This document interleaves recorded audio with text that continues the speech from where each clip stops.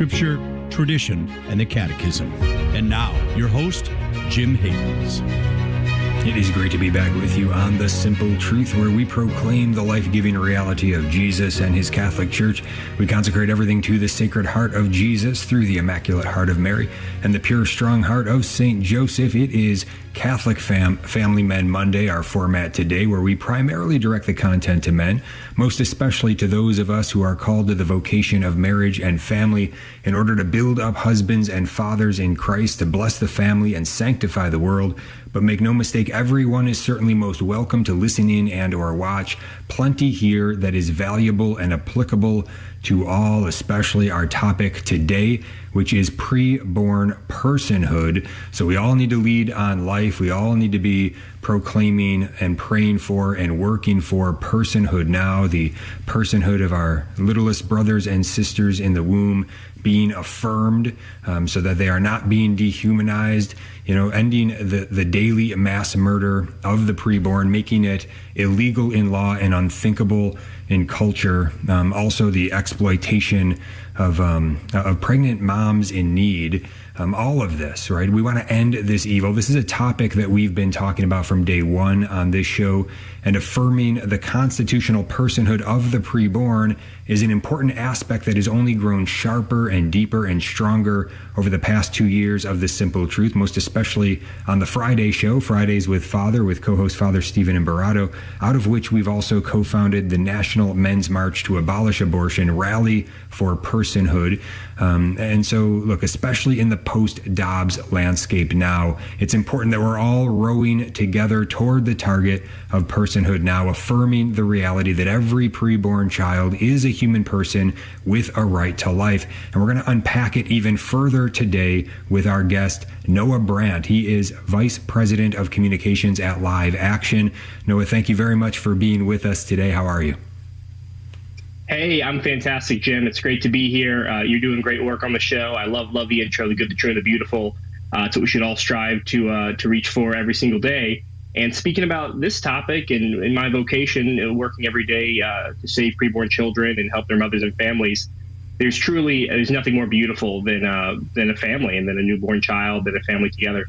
Mm-hmm. Absolutely. Yeah. And before we dive into the topic today, preborn personhood, give us a little background. Tell us a little bit about yourself. How did you get involved in pro-life work, and how did you end up as VP of Communications at Live Action? What's the kind of the personal story behind it? Yeah, thanks, Jim. Well, I've always been really, really passionate about politics in general. I love our form of government in America. I think we live in the greatest country the world has ever seen. And part of what makes our country so great is that the people have an impact and theoretically have the final say in how our polity runs, how we interact with each other, how our government works. And in a combination with that, I've always been extremely passionate about children, and of course your children in the womb, along with children outside the womb. They all deserve rights. We all have basic human rights that are fundamental to our existence. We get them not because we're special in any way. We get them because we're human. We don't need anything else. We've been endowed by our Creator. We don't need literally anything else to give us our human rights. And so I've worked in various organizations. I used to work at a place called Americans United for Life before this, that also does great pro-life work. And then I've also worked on a lot of different political campaigns, working to get strong pro-life candidates elected. And I'm a communications guy, as you said. First and foremost, I believe that whenever the truth is communicated in an honest, winsome way, people are drawn to it. And I think that we shouldn't work, as some people I think winsomeness might mean that we sugarcoat the truth. I don't think that's true at all. I think it just means presenting the truth in a way that is accessible to people, the same way Jesus did. Awesome. Noah Brandt is with us. He is Vice President of Communications at Live Action. And we'll open the phone lines in a little bit for people to be able to call in, ask questions, put comments forth, whatever you wish. And interesting with the political background that you have, Noah, I think we can get into some political questions with respect to this a little bit later in the show, which will be good. But yeah, specifically about this issue of preborn personhood. When did you first learn about that? When did that first come on the radar for you? Yeah, absolutely. Well, I mean, up until last summer, right? I, along with the whole rest of our country, we were living under Roe v. Wade. Everyone born in the last 50 years hadn't even lived a day of their life without living under the horrific jurisprudence of Roe v. Wade, right? What did Roe v. Wade say? It said that there was a right hiding in the Constitution. The Constitution, of course, doesn't mention the word abortion. But there's a right hidden in the Constitution that said that you could, commit homicide into a preborn child. The court finally overruled that last summer, but I was first exposed to the idea that not only was the Constitution, so I always believed that the Constitution didn't have a right to abortion. I think that's a silly, fallacious argument. Even most pro-choice or pro-abortion people don't actually really believe that. They sort of believed it because it was an instrumentalized view. It was helpful to them to believe it, but most serious people don't believe there's a right to abortion in the Constitution. So I always believed that. But I think I fell into the camp that a lot of pro-life people fall into if they haven't sort of been educated or thought about it too deeply, which is maybe that the Constitution is silent on abortion. The Constitution doesn't say what states and the government should be doing one way or the other, that it's purely up to elected representatives, and the Constitution as it stood was silent. And if we wanted that abortion to be banned and life to be protected via the Constitution, we had to pass a new constitutional amendment. But there's just a couple of years ago where I was chatting, even though I was on a program similar to this. There's on a radio podcast program with an awesome Harvard attorney named Josh Craddock, who first sort of gave me my big deep dive into the idea that the 14th Amendment to our Constitution, that it literally exists right now. It's been there for over 100 years. It was one of the post-Civil War amendments. That the 14th Amendment to our Constitution, properly understood, protects human life and bans abortion because it guarantees every American's right to life will not be violated without due process under the law. And a child who's being aborted is not being given due process. I think that even abortionists would probably say that, even if they wouldn't call it a child. They would say that fetus or a preborn child is not being given due process. They're not being given any sort of process or any sort of acknowledgement of their human rights. So that's when I first, just a couple of years ago, maybe 5 years ago, was first exposed to the 14th Amendment preborn personhood argument. And it took me a couple months to get bought in. After that, I got to do a lot of reading of the early progenitors of that cause, guys like Hadley Arcus and others. Josh Craddock is a younger guy, one of the people who's best at promoting it legally now. But this argument's been around for decades and decades. Even in the brief, right, in that Roe v. Wade case in the 70s, the state of Texas, which was on trial, that was the law, the pro-life law that was being tried. They made the argument that the 14th Amendment, properly understood, protects human life. And so I think that once people are exposed to it, I'm happy to sort of talk more about exactly what it means and how we can go back to the text. But I think that once people of good faith who are interested in learning more and coming to the right conclusions are exposed to it, it's hard to be on the other side. Mm-hmm. Yes, yeah, and Josh Craddock, instrumental in really putting this forward in a popular way. He wrote this essay in the Harvard Journal of Law and Public Policy, where he graduated magna cum laude. He wrote this essay, "Protecting Prenatal Persons, Does the 14th Amendment Prohibit Abortion?" And that was, I believe, back in 2017. Now we've got the amicus brief that was presented to the Supreme Court justices in Dobbs by Robert George and John Finnis. And by the way, folks can find that. You can just search it. But I believe also Father Stephen Imparato has that up on his website, protestchildkilling.com. And if you look for constitutional personhood, he's been putting down everything that he's been finding, laying out the argument there on constitutional personhood. So that's a resource for you. Again, protestchildkilling.com. And so this is something that now is getting even more traction after Dobbs. And I think getting another look, I hope, from the pro-life movement, from those that are really in the leadership positions in the pro-life movement, because I guess before Dobbs, before the overturning of Roe, there seemed to be maybe not as much of an appetite for primarily kind of leading with this sort of argument. It was there, but many were, I guess, maybe thinking it was a distraction from trying to, well, let me put the question this way. I guess, in your view, is there a divide within the pro-life movement between organizations and people that are primarily for affirming the personhood of the preborn, and organizations and people that are primarily for incremental chipping away at advancing protections for the preborn? And my argument would be that there doesn't need to be any sort of a divide here. But in terms of priority, I guess there does need to be a decision and how things are communicated. And so I guess, what is your view on this? In particular, do things change, do you think, in a big way with the way pro-life leaders are looking at this question of personhood before Dobbs and now after Dobbs? Yeah, great questions there to unpack. I think, number one, when it comes to the what I call the proper understand the 14th Amendment, the idea that children cannot have their rights violated, be killed, and the Constitution should prohibit that via abortion.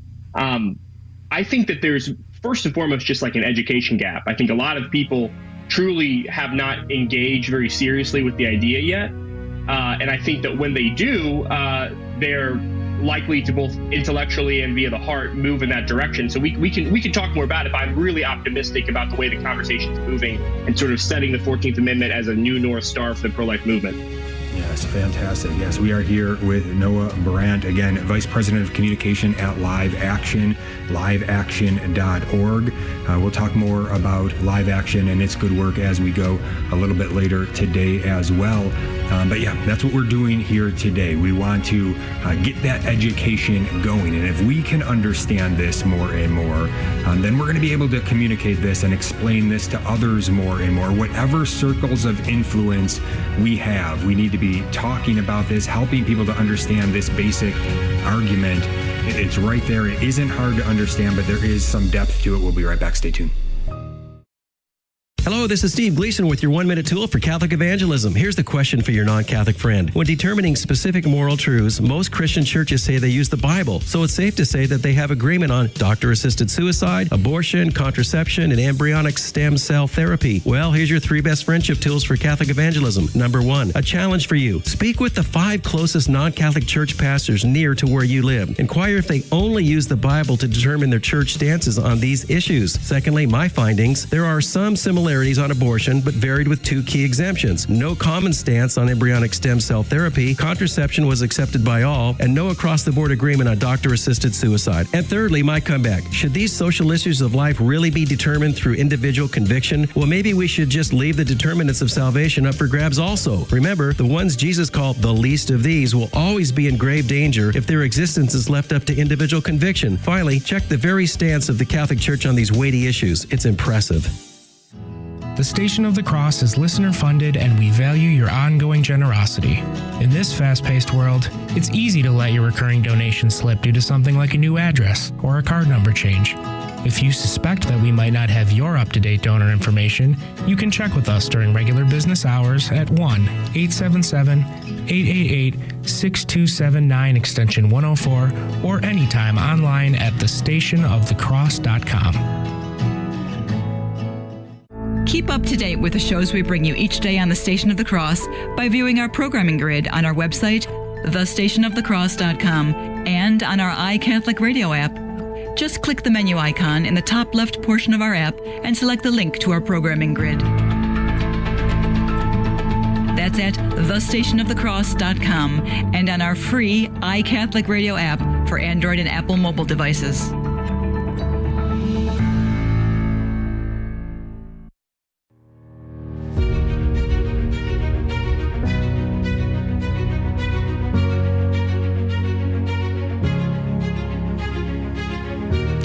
Simple Truth. Jim Havens here with the topic of preborn personhood today on The Simple Truth with our guest Noah Brandt, Vice President of Communications at Live Action. Again, we'll be putting the phone number out in just a little bit, probably the end of this segment, so you can get any questions and any comments that you have on this topic today. But first, learned about Noah. This was from a few weeks ago on the Friday with Father show with Father Stephen Imbarado. We, right after the March for Life, we were there, and then we did a live show from DC, and we were asking those in the audience, saying, hey, if you have heard anybody mention personhood today from the stage, perhaps at the rally, maybe even somebody in the EWTN coverage, let us know. We'd love to hear about it. We played some good clips of Bishop Joseph Coffey from the Basilica at the ending Mass of the vigil there, and he didn't say the word personhood, but he was basically laying out the case. And then we did get a message from a listener in Romania, so great to hear from him out there. And he sent us this clip of Noah in part of the EWTN March for Life coverage. We were very pleased to come across it, and now very blessed to have Noah on the program today to talk more. But let's reset this. This is Noah Brandt, VP of Communications at Live Action during the EWTN March for Life coverage this past year, just a few weeks ago. Here it is. I want to ask you about Live Action's strategy to stop abortions. How do you believe we can most effectively end this atrocity? Listen, we have 5 decades of Roe v. Wade, right? 5 decades of the Supreme Court saying states, the people, Congress, they can't protect children. That's over. The pro-life movement needs a new long-term goal. We need to act with short-term urgency towards a long-term goal.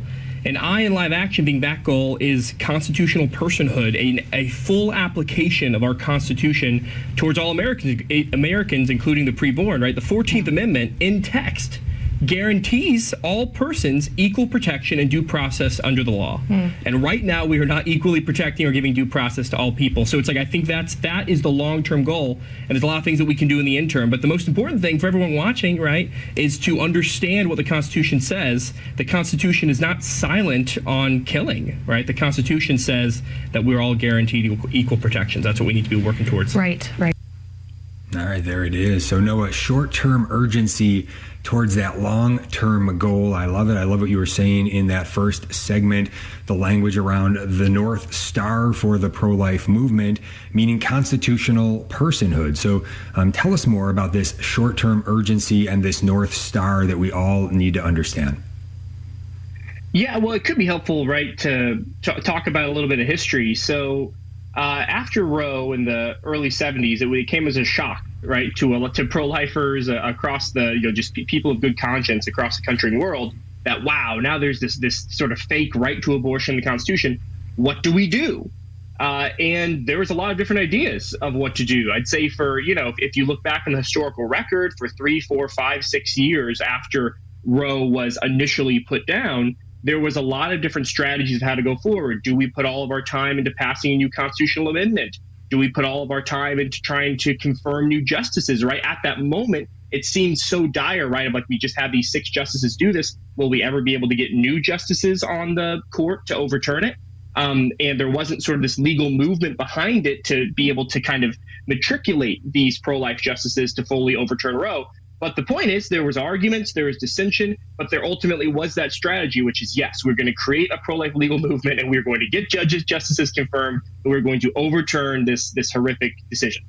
And it took 50 years, right? It took 50 years of working really hard, of institutions being built for that express purpose, places like the Federalist Society and others that valued an original interpretation of the Constitution, which of course said would not say there's a right to abortion.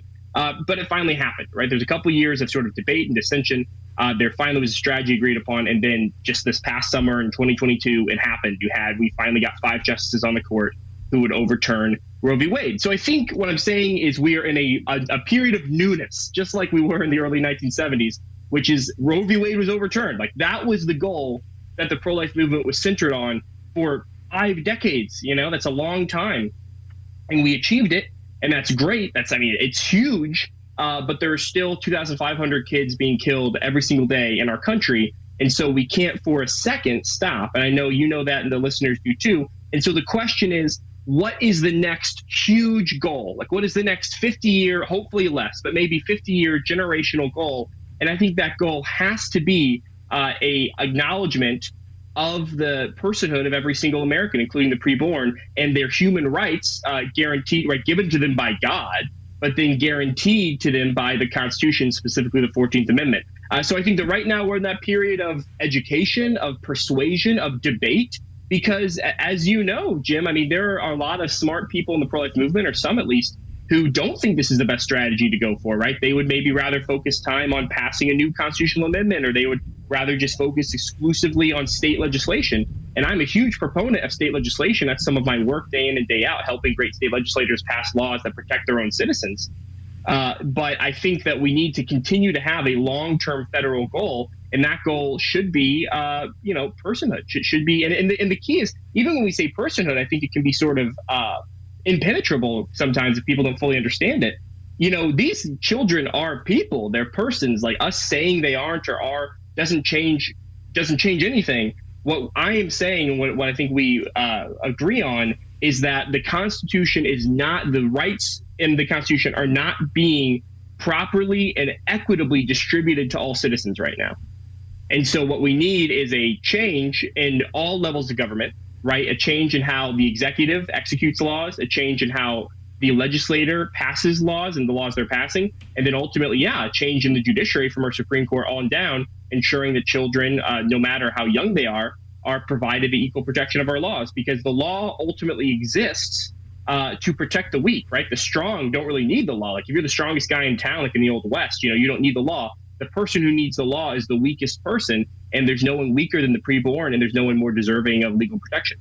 Right. Yeah. A couple things going on here, right, that would be good for us to, I think, grasp. I just think of myself in the way that I try to understand what it is we're talking about. First of all, it's very simple and common sense, especially when you know the science. So I think the first thing is to get crystal clear on the science, that life begins at conception, fertilization. There's no debate. This is a scientific fact, not a religious belief.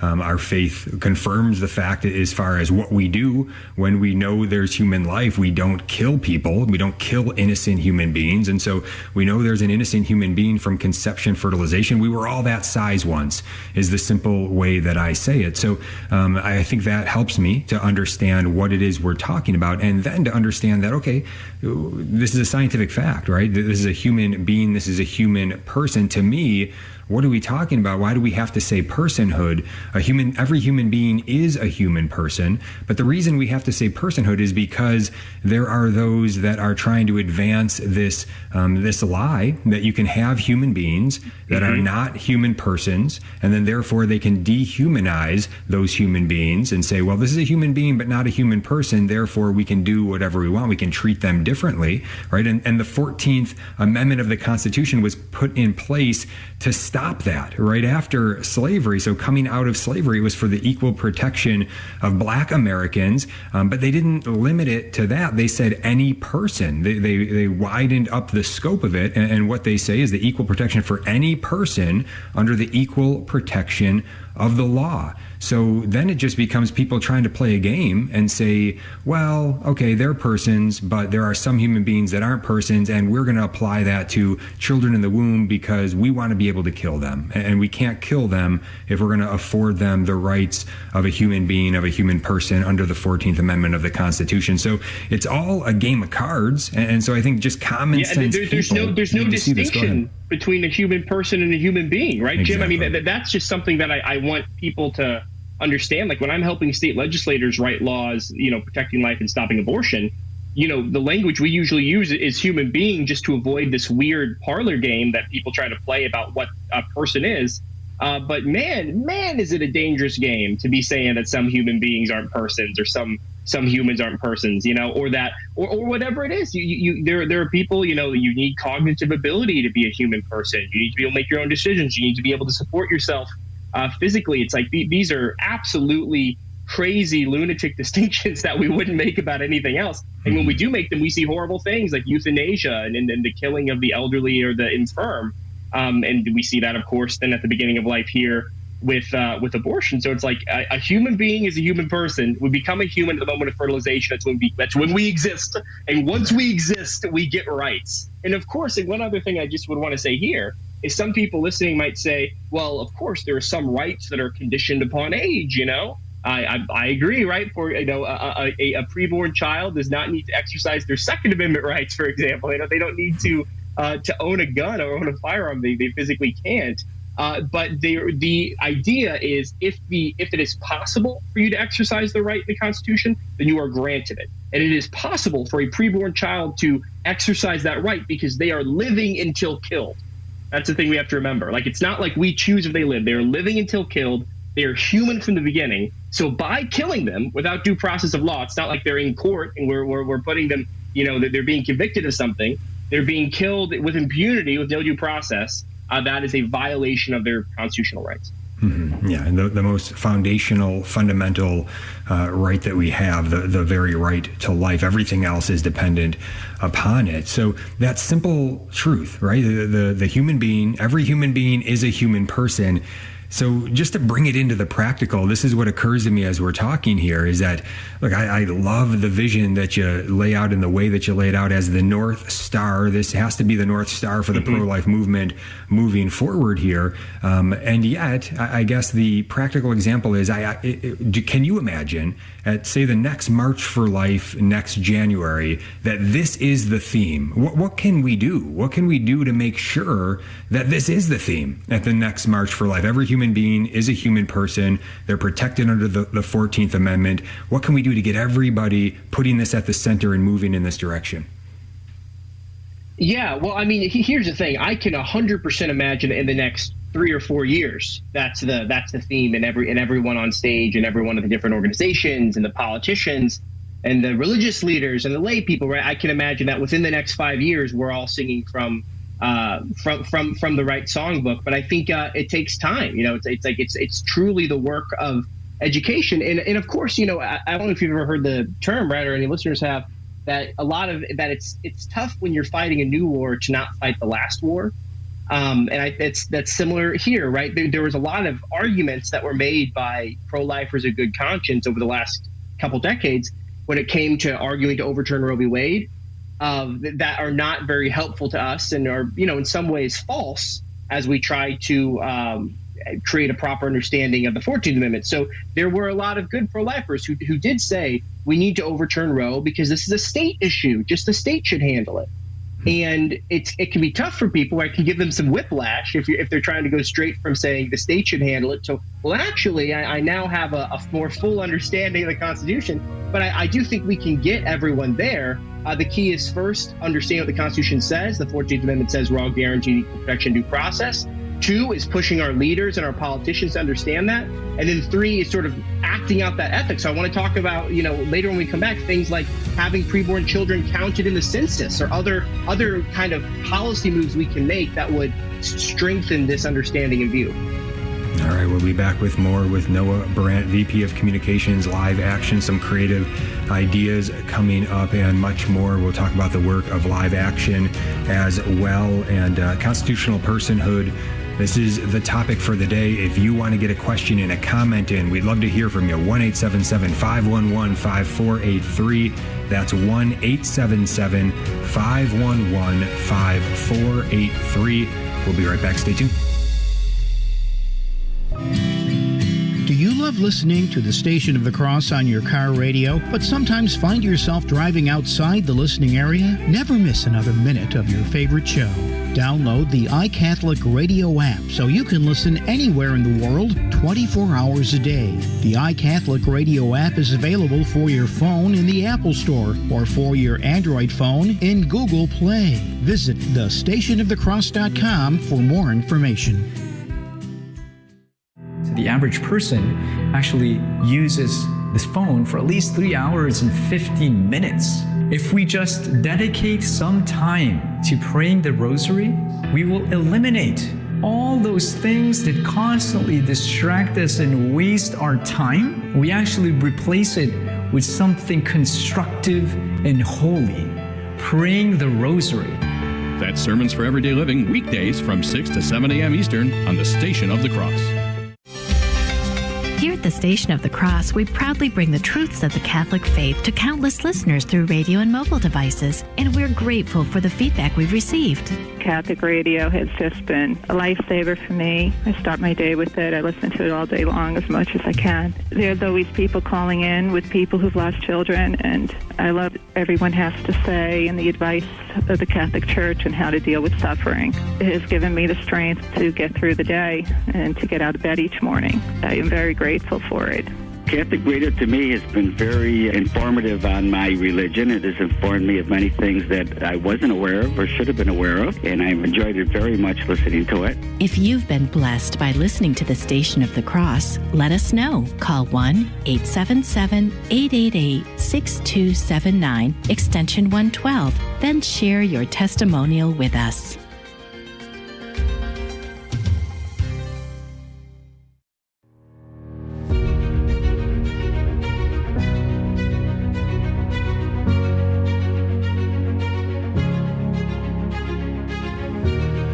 Welcome back to The Simple Truth. Jim Havens here with Noah Brandt today, Vice President of Communications at Live Action, liveaction.org. Live Action exists today to shift public opinion on the killing of preborn children and defend the rights of these most vulnerable among us. I'm reading from the About page on their website now, again, liveaction.org. Through compelling educational media, human interest storytelling, and investigative reporting, we reveal the humanity of the preborn and expose the abortion industry's exploitation of women for profit.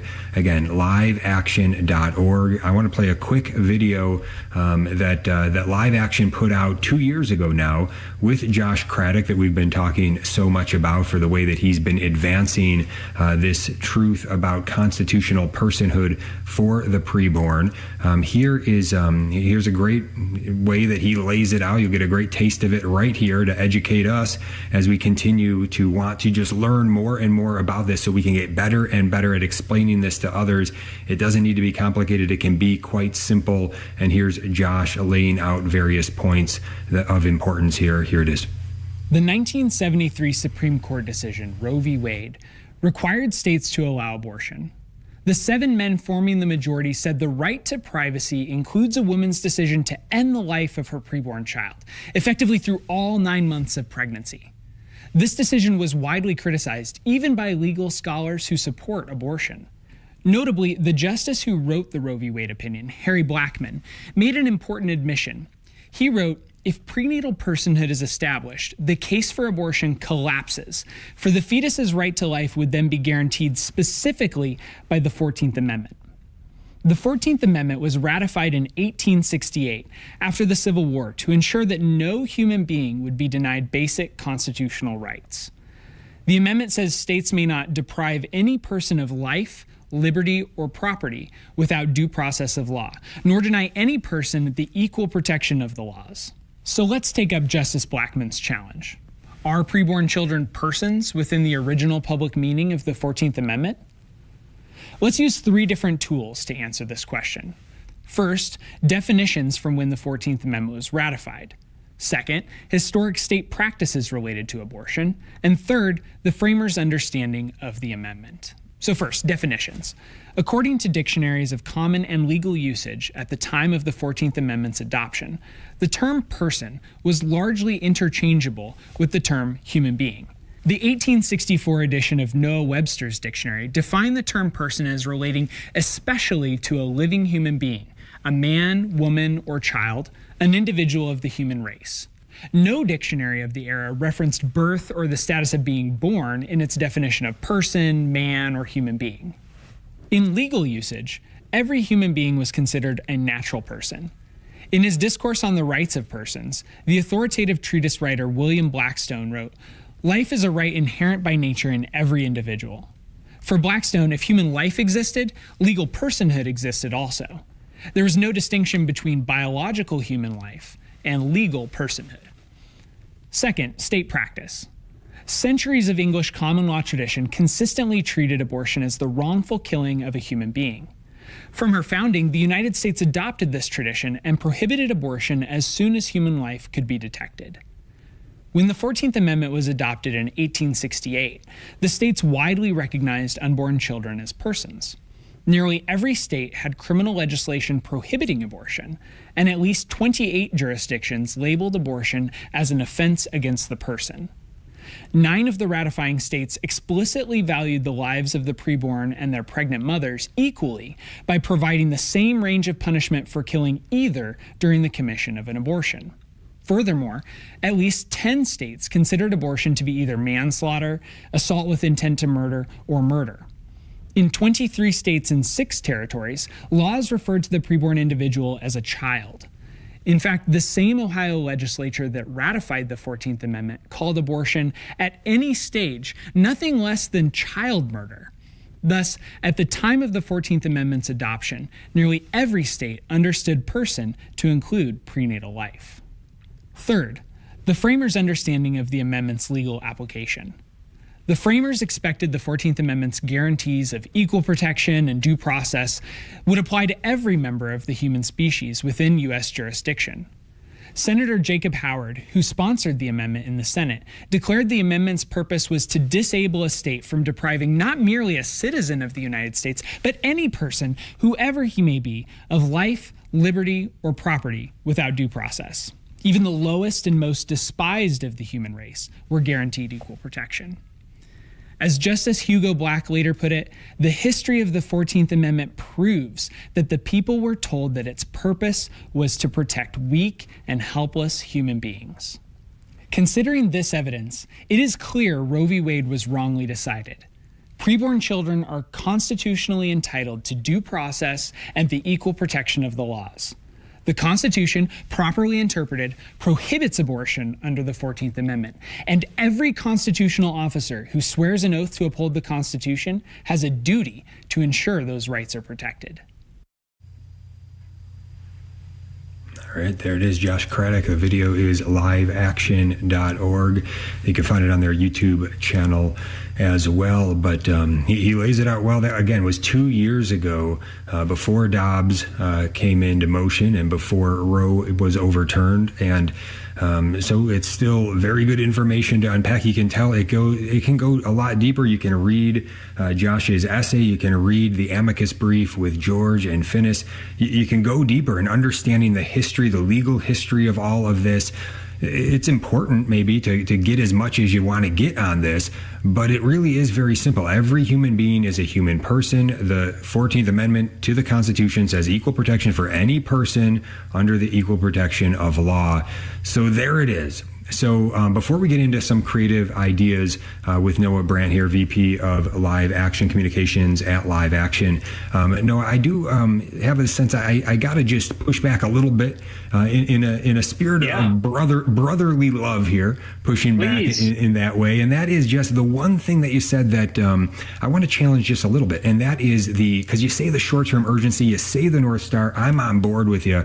But the sense of the short-term urgency, like this example of the March for Life being 3 or 4 years down the line, I think it ought to be the next one. And I think that if that's the goal, I think if we say we're going to do everything we can to make that the theme of the next March for Life, maybe we're going to come up with some ways that we can get that done, right? But if we say the goal is going to be 3 or 4 years away, then we probably have very little chance of getting that goal of next year, right? But if we push for next year hard and we don't get it, then we're going to be more lined up for maybe 2, 3, 4 years down the line. So I think we got to make that goal next year and try to think about it in that way and figure out and use creative ideas to say, how can we push this forward so that Josh is standing on stage there, maybe you're standing on stage there, Lila's on stage there, everybody's proclaiming personhood and they're making the arguments and they're doing exactly what we're doing today, trying to educate people and then send them out to educate everybody. What do you think?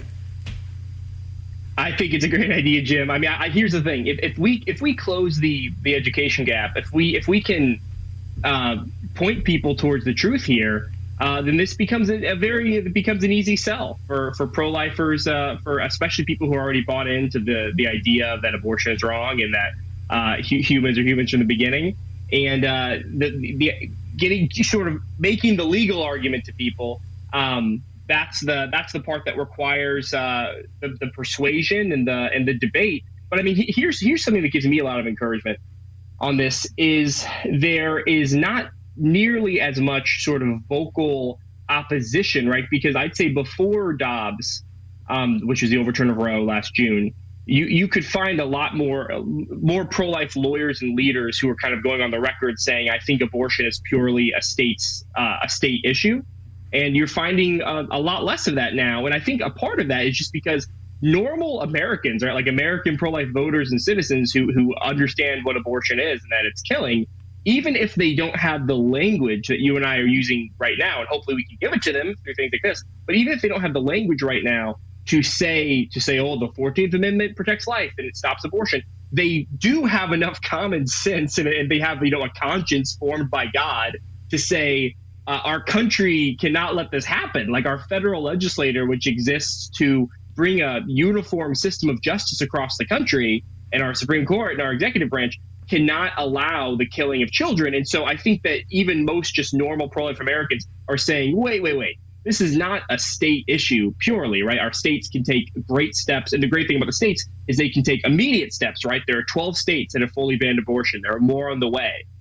As you know, Jim, it's very hard to pass things in Congress. It's possible, but it's hard. And it takes building a case and it takes unity.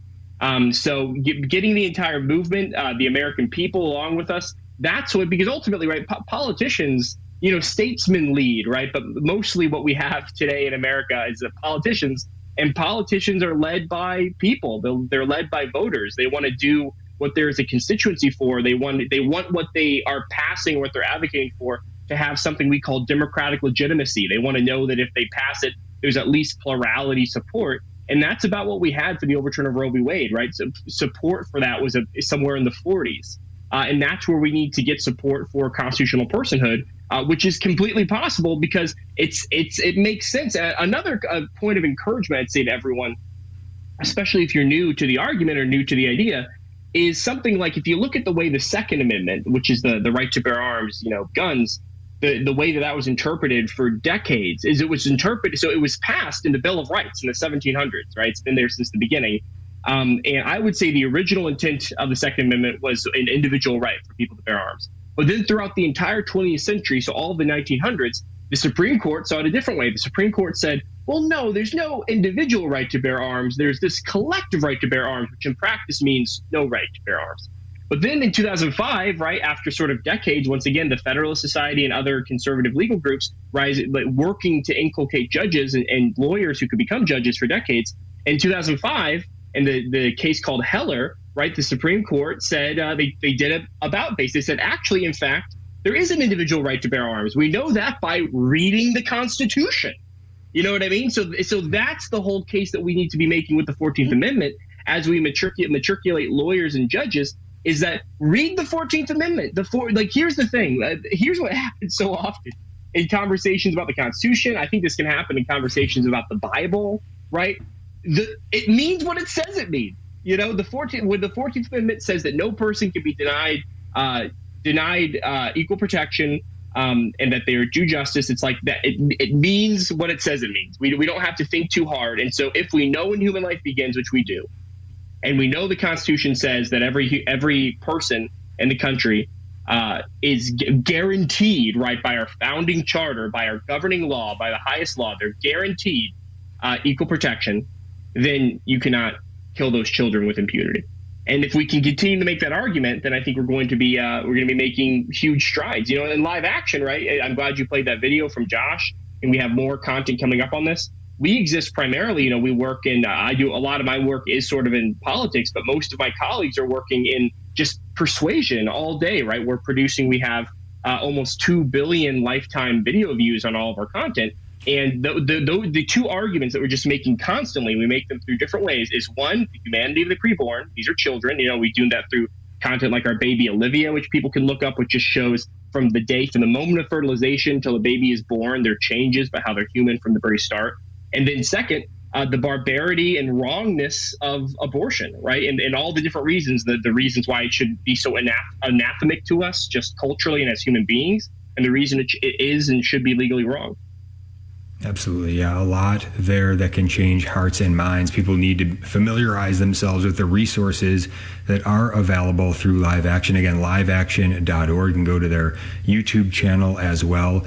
Live Action. All right, we're coming up against the break, but real quick, actually, I hear that music, so we'll wait till the other side. When we get to the other side, we'll have Noah, if anything else he wants to share about what might be coming from Live Action, specifically in this topic of personhood, constitutional personhood for the preborn that we're talking about today. And we'll get into some political aspects as well.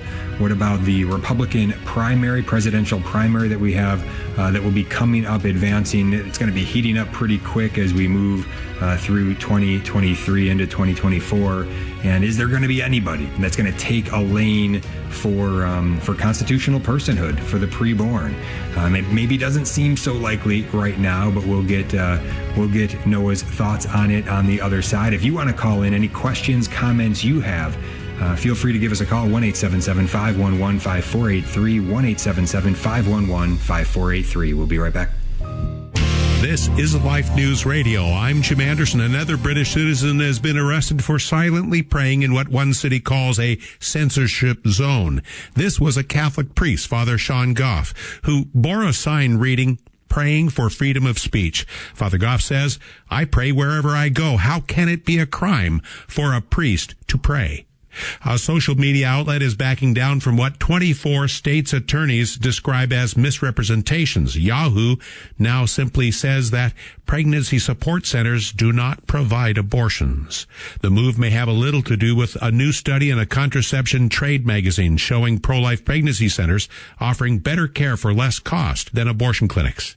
This is Life News Radio. In other stories, the U.S. Senate's two lone liberal Republicans are sponsoring another bill to allow unlimited abortion. San Antonio is attempting to defy Texas law. A May 6 ballot measure intends to ban police from actions against abortion providers. New Mexico is advancing legislation to compel schools to facilitate secret abortions for students. Pro-life activists are lamenting 3 recent special elections in Pennsylvania that have given control of the state house to abortion advocates. The FBI is rescinding a document which, with no support, contends Catholic groups are dangerously pro-life. Former agents blasted FBI statements saying they put Catholics on par with Klan members. And Fox News host Tucker Carlson noticed something replacing the U.S. flag lapel pin among some Democrats in Congress. He didn't mince any words about the new Planned Parenthood love abortion pins. This promotes, he said, an ancient religious rite called human sacrifice. He said while some favor abortion, he contends no one loves abortion. For pro-life headlines delivered to your email address daily, sign up at lifenews.com. This has been Life News Radio.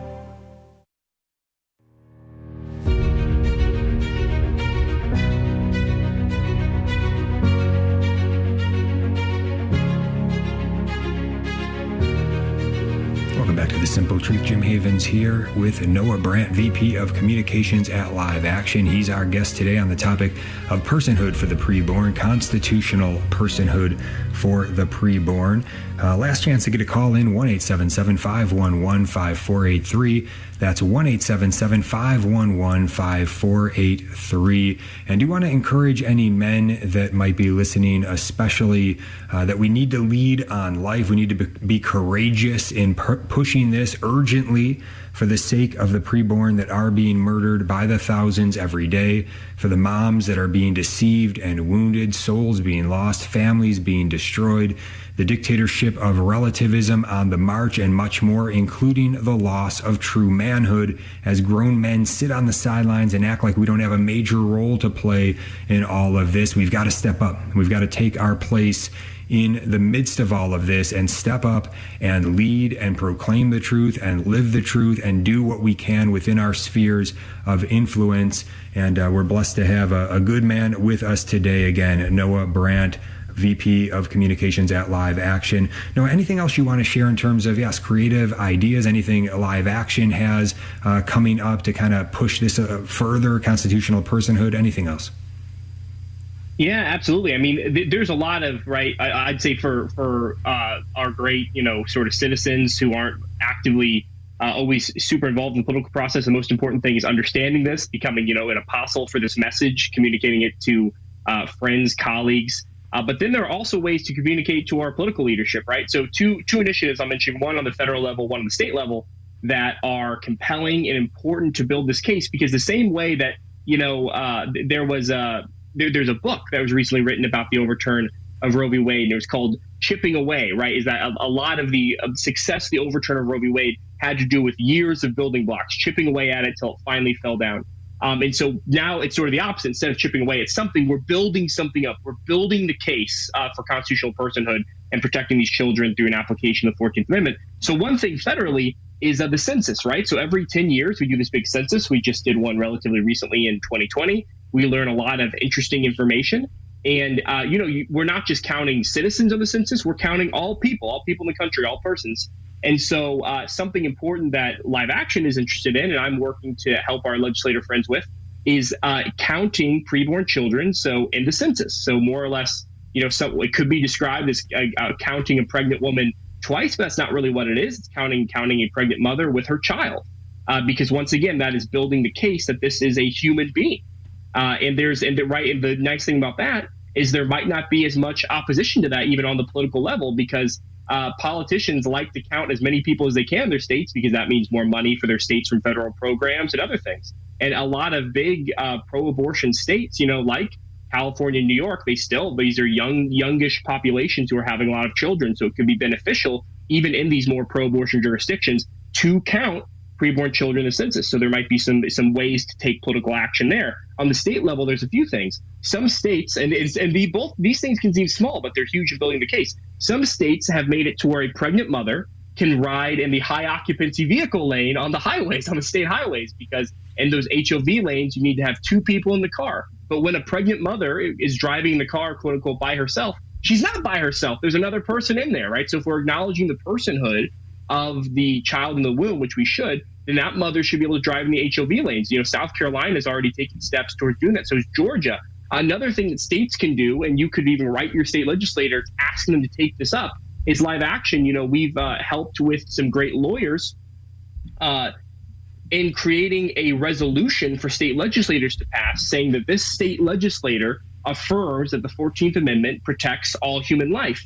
And it urges their congressional representatives, right? So if it's I'm in Missouri, so if the Missouri legislator were to pass this, it would be urging our senators and members of Congress to also back that view and back legislation that enforces that view, that the 14th Amendment protects all people, including preborn children. And the thing about a state legislator doing something, as most people probably understand, is state legislators actually get stuff done. It's like state legislators can move things a lot faster than our federal brothers and sisters up there. And so a state passing that resolution is also a great step towards saying, look, there's a groundswell for this. The people want it. The state legislators want it as well.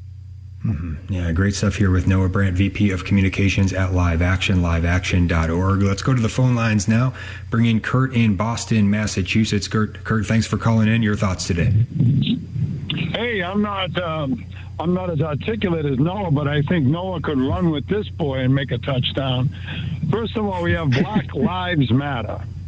So let's show it for the Marxist theology that it really is, and it does want to destroy children, because communism is eugenics, let's face it, personified. So, and we said with slavery and black people are of personhood, but we have everybody touting Black Lives Matter just because it is a phrase. Well, let's put something to it. Black lives do matter, because most of these abortions are in black neighborhoods, and they're going after female black babies. So let's put this all together. Black people still not considered human beings? Okay, so let's go after these black leaders that say they love their black community, starting with Chicago, Philadelphia, Baltimore, and every other minority neighborhood, because let's face it, they're pushing this communist, Marxist, socialist, whatever you want to call it, theology right through the educational system. I think there's your big breakthrough right there. If you can show the giant facade, the communist facade that it really is, Sure. Yeah. Thank you for the call today, Kurt. And yeah, I mean, you make a good point. The fact is that does expose it. If you say all Black Lives Matter, including those in the womb, those leaders who are touting Black Lives Matter, they don't like that, right? So they're saying no, not those ones. And there are some great leaders out there. Walter Hoy, who's been at every single one of our marches and personhood rallies, he's a great one. He and his wife, and also many others that are out there doing such good work on this. It's difficult work, but he's doing great work in communities that aren't aware of the fact of how they're being used politically by the Democrat Party and by many others, the abortion industry, and how they're really exploiting them and then really lying to them, deceiving them. I know the work of Live Action exposes a lot of that. Noah, your thoughts? Yeah, I mean, listen, every abortion is an absolute tragedy, but, the data doesn't lie, right? Minority communities, that's where these abortion clinics or abortion facilities, I hate even calling them clinics, abortion businesses, really, because they make money from them. It's where these abortion businesses open up shop because they target people, right? They target people and they tell them lies that having a child will ruin their life and that there's no help available for them and that they're not strong enough. And then they take their money and they kill their child and they never see them again, maybe until they might come back for another abortion. And so it's all about both education. It's also about pairing good resources, right? The church being an instrument of Christ's love here and ensuring that every pregnant mother, even if she's pregnant in circumstances that she wishes she wasn't, if there's a circumstance of abuse, or if it's a circumstance of infidelity, or if it's a circumstance of feeling like she has too many kids to support, it's about stepping in there, showing her that she's enough, and giving her pairing her with material resources. Because one of the reasons when you look at social data that women get abortions is they feel like they are going to financially or materially struggle to provide for that child. And I know there is enough love, right, in God's church to provide for those children. And the government also has a role to play in helping families support themselves and discouraging abortion. All right, we don't have much time to get this one in, but any prediction in the Republican primary? Is there anybody to watch out for that would be most susceptible, I think, to getting into a constitutional personhood lane? Anybody that you think could be most influenced? I won't say any names right now, but I will say that the pro-life movement in general needs to demand a race to the top, that the candidate who is the most pro-life wins our votes, because the pro-life movement is an extremely salient voting bloc. And when we vote together and when we vote with the priority of protecting human rights, we can change the country. Absolutely. Noah Brandt, VP of Communications at Live Action, liveaction.org. Noah, thank you so much for being with us today. Hey, thank you so much, Jim. All right. If anybody has any comments, questions on the show, they want to reach out to me, Jim H. at the Station of the Cross, Jim H. at the Station of the Cross. God bless you.